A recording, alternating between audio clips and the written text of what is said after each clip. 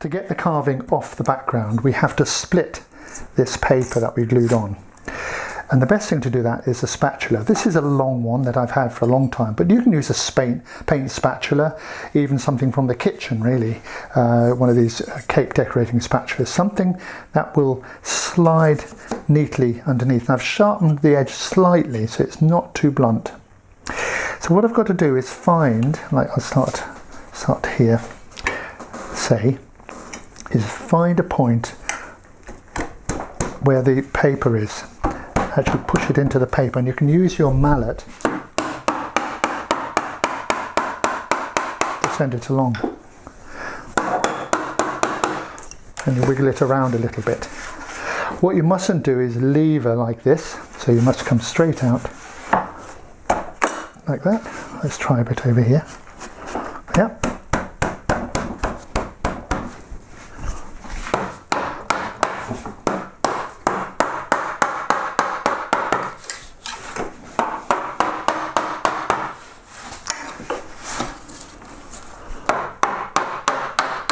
So to begin with it's quite tough, but as the paper splits it becomes a bit easier.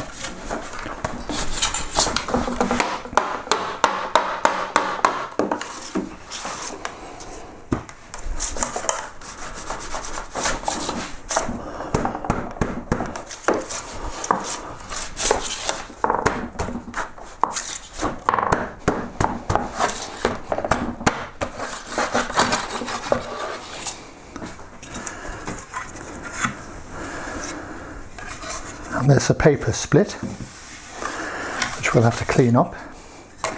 And there's the carving away from the backing board. Looking, I think, looking great. The best way to remove the paper at the background, I think, is with sandpaper. I've put some sandpaper, some coarse sandpaper, onto this board, and I'm going to just rub this backwards and forwards. Do get yourself a face mask. It's this sort of dust isn't so good to breathe. And with that, you just will rub this back and forth like this. And eventually all this stuff will come away. A bit laborious, but it doesn't take too long.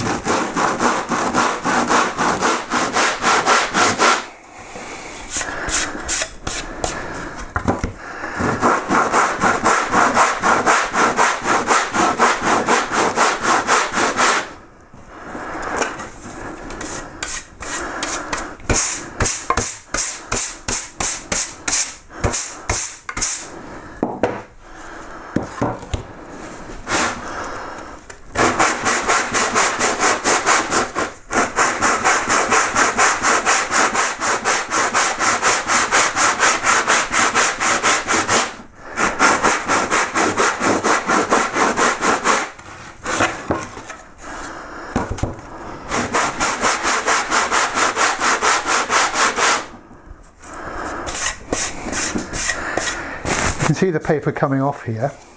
There's nothing to stop you leaving a little bit, but you certainly don't want to leave big chunks. So, I mean, you could even leave that bit like that.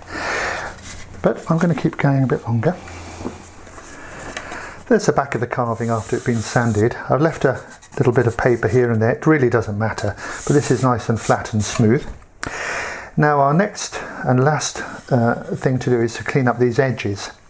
And depending on how much you cut through into the back is the amount that you'll have to do. So the two ways that I would go about this back cutting, one of which is to use a knife, and I basically hold the carving with one hand like so, and I start whittling, if you like, the edges, so I can do this sort of thing, and into the corners here like that. So I can clean up like this.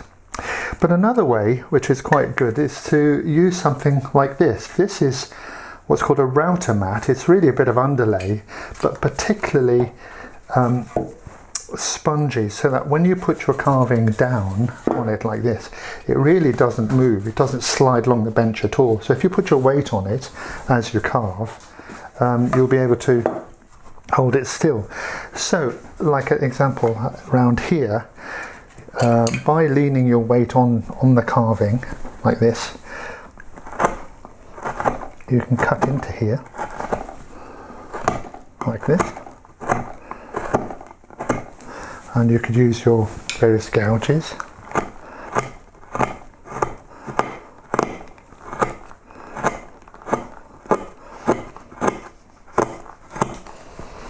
That's even a bigger one here.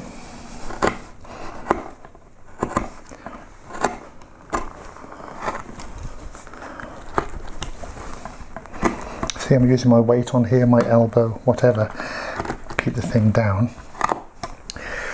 So what I'm trying to do is to create quite a bit. This one's quite a bit comfortably. Just push this one back a minute.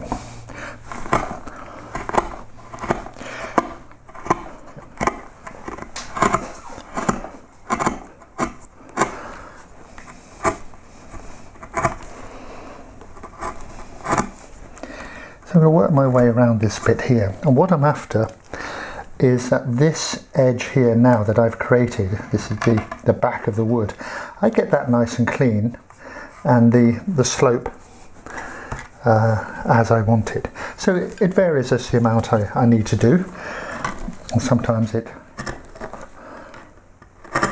is quite straightforward, other times a bit more work. But gradually working my way around this whole area here, letting this really run where it wants to run. And with that, the back is finished, and it should all be looking good. Here's the finished carving. If we look at the back, I've been round everything. That's all now tidied up. These end bits are really quite strong because I've got the grain going along them. So although they look vulnerable, they're not so vulnerable as they appear. So that's the finished carving there. I've also finished the little carving here. This is the little cloud. There's the back, undercut and back cut in the same sort of way. And then the other cloud is here. Oh, the sweet little thing. And there's the back cutting just as before. So it's all the same as the big carving really. So before we do any sort of finishing, wax or whatever we want to do, we need to check the balance of this and look at where it's going to hang, because it's, as you can see, it's not symmetrical, and therefore if we put it in the wrong place it will hang incorrectly on the wall. So that's what we'll look at next. What we need to do is find the balance point between one half and the other. And the simple way for me to do it is to get myself my ruler, metal ruler, pop it in the vise like this, and I'm going to balance this on there. But I'm going to put a piece of wood here which represents the floor, and I get that square on. So that would be the floor, and I'd normally do it the other way up so I'm seeing it. Then I'm balancing this on here, and I'm lining up with the floor how I think I want and I want these two trails to be parallel to the floor more or less. So it's about there. Yeah, there it is. So what I do now is I'm going to mark a point here, mark a point at the back here. So which one is there, and the other one is here. And then if I draw a line between the two, that is my balance point. So anywhere along here, if I put my hanger, this will lie up equally and be on the wall as I want it. And I'll do the same for the little ones as well. We have a video on the site showing the fitting of this keyhole plate in detail, but just briefly, what you do is you bore a hole with a Forstner bit to the sides of the keyhole plate. I like having this recessed like that because it locks in place. And once you've got the keyhole there plate, you can draw this profile, and then you dig out carving tools or drill, whatever, dig out a trough in there for the screw head to go. And then that will fit in there along this line. 2 pins like that, hold it, and then we're away. That's how we're going to hold it. I'll remove this line with an eraser afterwards before we finish. This one over here, by the way, if you're interested, this is my own little plate. That's my name on it, which I put on carving, so that will fit in there. So I've prepared all the back. Everything's done before we actually go ahead and finish it properly. If I get this out.